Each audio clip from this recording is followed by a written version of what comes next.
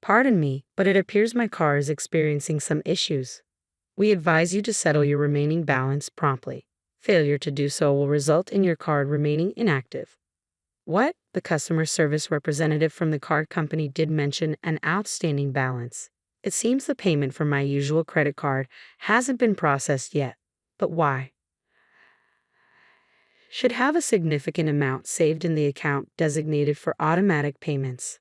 However, upon checking my bank balance, it shows $0. The only other individual with access to withdraw funds from it would be my husband. With a sense of urgency, I reached for my mobile phone and swiftly reported to the police.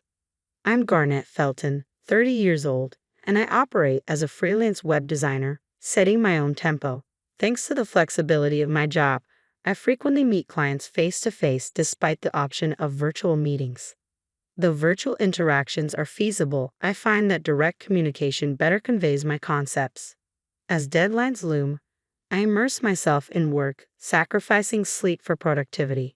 My ability to sustain this pace is largely due to the unwavering support of my husband Thomas, whom I married just a year ago. A couple of years ago, when I was tasked with a project at a company, he was the liaison I dealt with. We dated for a year and a half before tying the knot.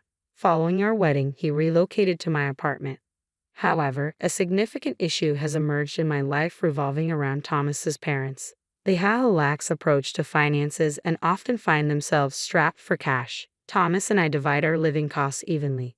Given my higher income, I typically cover all expenses for the month, with him reimbursing me half at the start of the subsequent month. However, when I mentioned this month's expenses to Thomas as usual, he seemed annoyed and remarked, "Look, money's a bit tight right now. Can I settle my share of the living expenses after my next paycheck?" What? What do you mean by tight? I'm only asking for half of the living expenses. Yeah, I get that, but I'm completely strapped until my next payday. What do you mean? It's only been 10 days since you got paid. His evasiveness and reluctance to clarify started to irk me. His deliberate ambiguity prompted me to delve deeper. Hey, can you please explain why you can't pay properly? And what's this about assisting your parents? Well, you see, is there something you're suspicious about? No, not at all. I simply assisted my mom and dad. Assisted? Yeah, they mentioned they were facing some difficulties, so I sent them some money. Thomas's parents were supposed to be financially stable. My father-in-law held a full-time job, while my mother-in-law worked part-time. So, why did they suddenly require financial assistance? This question had been nagging at me, and I couldn't shake it. Why do your parents need financial support if they're both employed? This hasn't been necessary in the past. I've been assisting them for a while now. They recently requested an increase in the amount, starting this month. You didn't actually agree to increase the amount, did you? Yes, I did. Though the issue of helping one's parents in need is understandable, I couldn't help but feel unsettled by this revelation. All right, just ensure you settle your share when you receive your paycheck at the end of the month. Agreed. My husband has a stubborn streak that's hard to break once he's made up his mind. While I adore him, his trait does lead to some challenges. I knew trying to reason further wouldn't sway him, and apologies weren't exactly his forte. So, I opted to refrain from pushing the issue and waited patiently till the next payday. Since that incident, he's been consistently finding excuses to avoid contributing to our household expenses. And when he does chip in, it's only a fraction of what's needed. It's been nearly 6 months of him refusing to pull his weight. While we're technically still married, my patience is wearing thin. Not only am I covering all the bills, but I'm also responsible for all the household chores. Reflecting on this situation left me feeling foolish and overwhelmed with a sense of emptiness. One late night, he stumbled in, his cheeks flushed from alcohol. Unable to contain my frustration, I raised my voice. "Why didn't you call if you were going to be out drinking? I made dinner and waited for you." Sorry. A colleague unexpectedly invited me out. But couldn't you have sent a message? I've asked you before to keep me informed. It's not fair to leave me hanging. Don't start yelling the moment I walk in. It's not welcoming. What do you mean? Why am I the one being blamed? He shot me a look of disdain, as if I were in the wrong. His attitude infuriated me, and I confronted him. How can you afford to go drinking when you can't even contribute to our bills? I can enjoy a drink occasionally. I'm exhausted from working every day. So am I. I handle all the household chores. If you can't contribute anymore, can't we stop sending money to your parents? What? Why? That's my family's business. It's not your concern. And what about us, Thomas? Aren't we family too? What am I to you, living here with you after we got married? This is so irritating. What does it matter? You earn more than I do anyway. Why does he feel so entitled?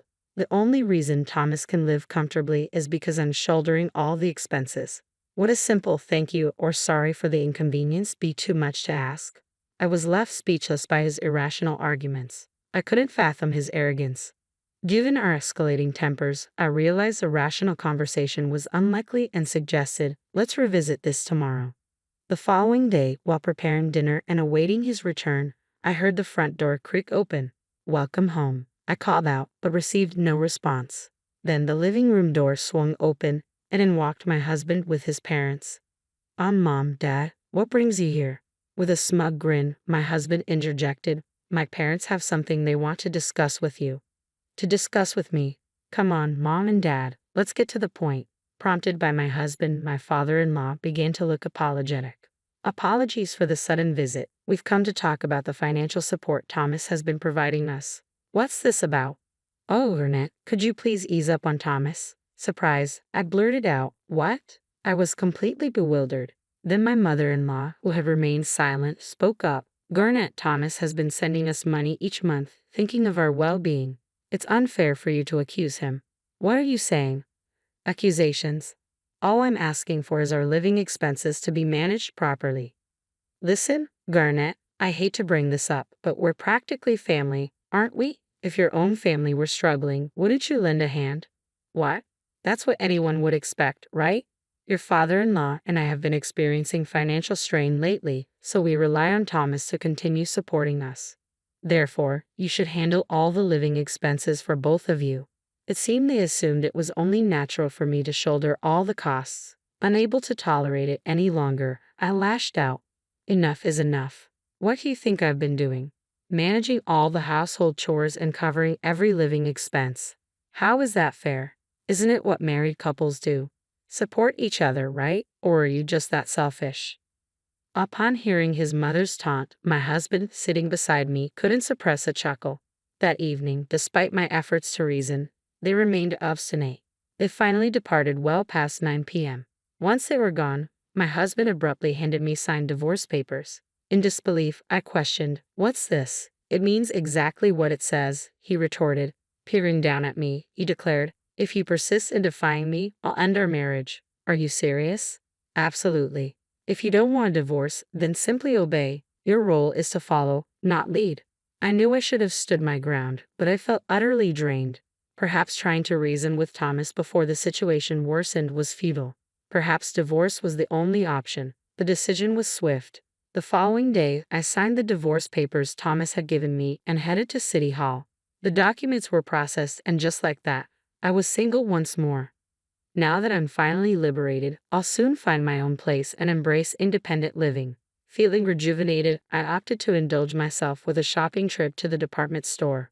Working predominantly from home with outings limited to client meetings, it had been quite some time since I splurged on myself, especially given the recent strain of covering all expenses. Today, however, I've decided to treat myself. With that resolve, I ventured into the women's clothing section. After trying on a couple of dresses, I settled on two favorites. At the checkout, as I handed over my credit card, the cashier's troubled expression caught my attention. I'm sorry, ma'am. It seems we're unable to process this card." "What? That's impossible. I've used it recently to purchase a new tablet for work without any issues." "Why the sudden problem now?" Racing home, I dialed the card company's number. Upon explaining the situation to the operator, she delivered startling news. "We require immediate payment of the outstanding balance, or your card will be rendered unusable." Outstanding balance. Indeed, last month, we were unable to debit your card usage from your account. Is this plausible? Please verify your bank account balance. After ending the call, I swiftly accessed my bank account online, the very account from which my card draws funds. Initially reserved for personal savings, it now solely serves my card transactions. If memory serves, there should be $5 million within, but the balance reads zero. Just before the card's due date, the entire $5 million had been withdrawn. What on earth was happening? A chilling suspicion gripped me. Could it have been Thomas? But who else had access? Our bank book and ATM card were stored together, only accessible to the both of us, meaning Thomas was the only other person who could have withdrawn from my account. I waited for his return, then confronted him. Hey, did you withdraw money from my account? He smirked, let out an exasperated sigh, and replied, clearly irritated. Oh, you figured it out. Thought I did a pretty good job of covering my tracks, huh? I can't believe this. Why would you do that? Why? For my parents, of course. I gave them your $5 million. What did you just say? Just as I said, they needed financial support. Fortunately, I have the means to provide it. Speechless, he began to explain, his tone tinged with pride. It appeared his parents had developed an obsession with online shopping. They were purchasing items they fancied, far exceeding their income. Initially, they turned to Thomas for assistance.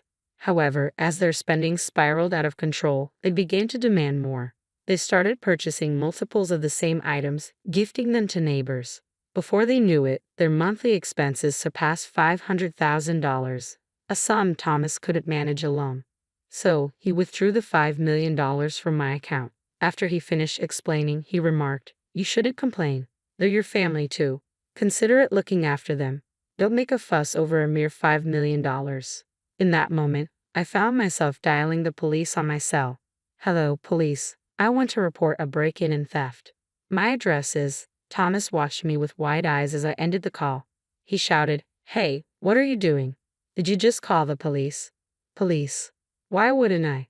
There's been a break-in and theft, right? Calling it theft is exaggerating. This is my house. I firmly reminded a flustered Thomas. We're no longer a couple. In fact, I'm the one renting this place, so technically, it's not your home, is it? We're not together anymore, remember? The divorce papers you signed yesterday, I'd already submitted them. So in other words, this is my place and you're just a stranger here, an intruder, right? You've got to be kidding me. Call them back and cancel the report. Waving my phone angrily at him, I warned, if you lay a finger on me, I'll call the cops again.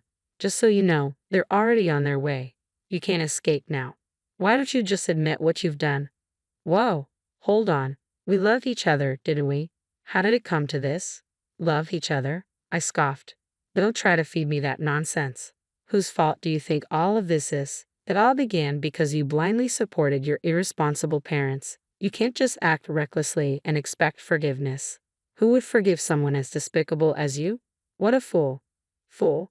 Do you even know who you're talking to? I'm talking to you. Like parents, like child. Because you were raised by parents who were careless with money, you think it's acceptable to deplete someone else's savings. I hope the police give you a stern lecture and you feel the weight of those $5 million. Just then, the police arrived and Thomas crumbled on the spot. Who's the suspect? Pointing at my husband, now cowering on the floor, I said, "It's him." Without a doubt. "All right, let's go. You'll need to come in for questioning," the officer commanded. All I wanted was to support my parents, but my pleas fell on deaf ears, and Thomas was escorted away by the police.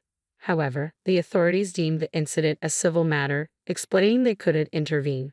Determined to seek justice, I sought legal assistance and demanded compensation for the misappropriation of my $5 million in savings, along with damages totaling $6 million. Naturally, Thomas and his parents couldn't afford such a sum. In the end, all three found themselves drowning in debt. Despite their financial woes, his parents continued their reckless spending habits, accruing even more debt. They eventually resorted to borrowing from loan sharks, living in constant fear of relentless debt collectors, desperately trying to remain unseen. On the contrary, I made the bold decision to sever all ties with Thomas and relocated to a new apartment. Fortunately, my career began to thrive, and my income surpassed my wildest expectations. Since parting ways with Thomas, everything in my professional life fell into place. In hindsight, I regret not divorcing him sooner. Despite the failure of my marriage, I recognized that my life was far from over. Taking lessons from this experience, I resolved to exercise greater caution in my future endeavors.